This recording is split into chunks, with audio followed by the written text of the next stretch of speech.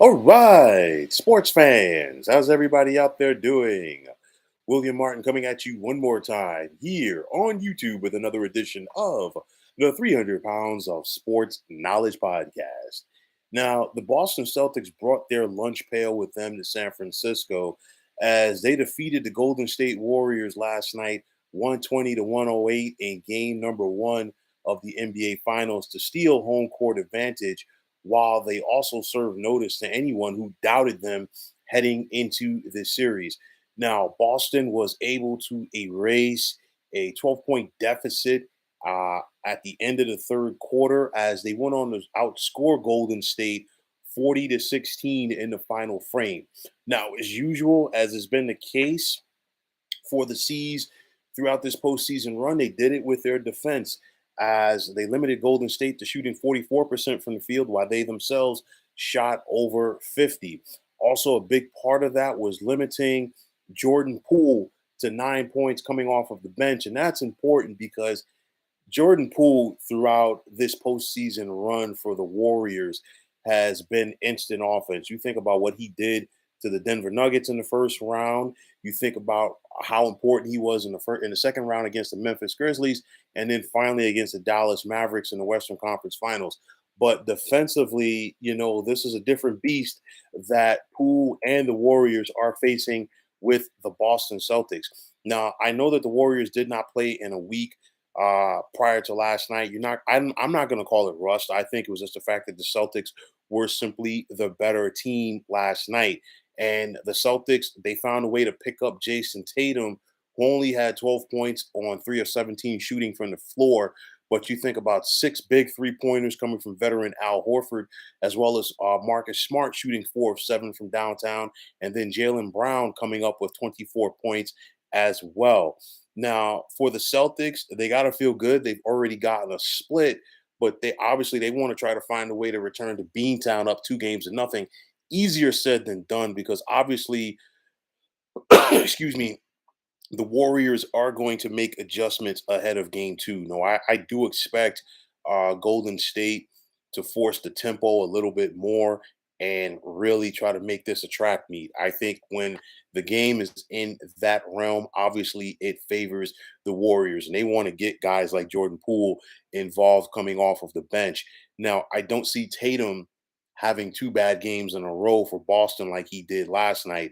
So if you are Golden State, you have to prepare for that as well.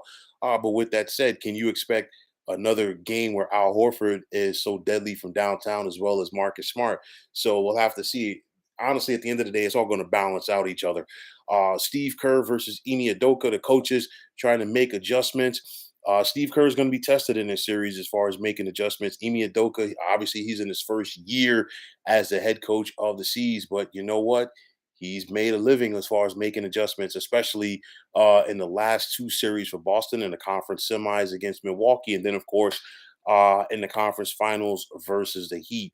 I'm still sticking with my pick for the Warriors. I'm not going to be a person who wavers as far as like how they pick a series or what have you, but nonetheless. They're going to have to make some adjustments and make some adjustments in a hurry.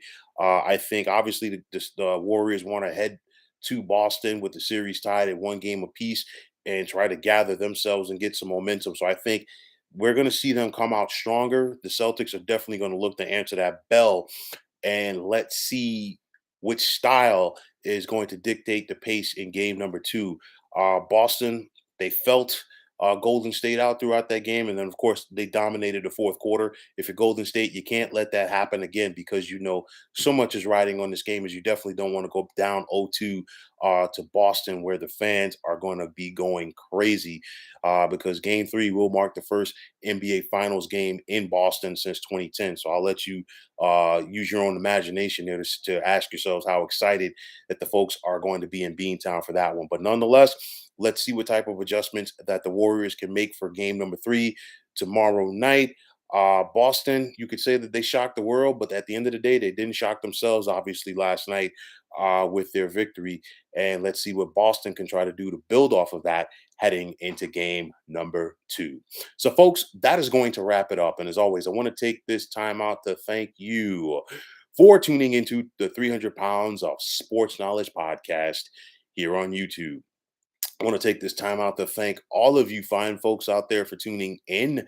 And if you have not already, please feel free to subscribe to this channel. Now, if you're on Twitter, please feel free to follow me at 300 Pounds of Sports. And like I always say, if you follow me, it'll be my pleasure to follow you right back. There's also the sports discussion group on Facebook at the Sports Depot 365. You can check it out. Drop a line to be a part of one of the better sports debating sites going on social media. So, once again, fine folks, my name is William Martin. I am signing off, saying take care and have yourselves a wonderful day.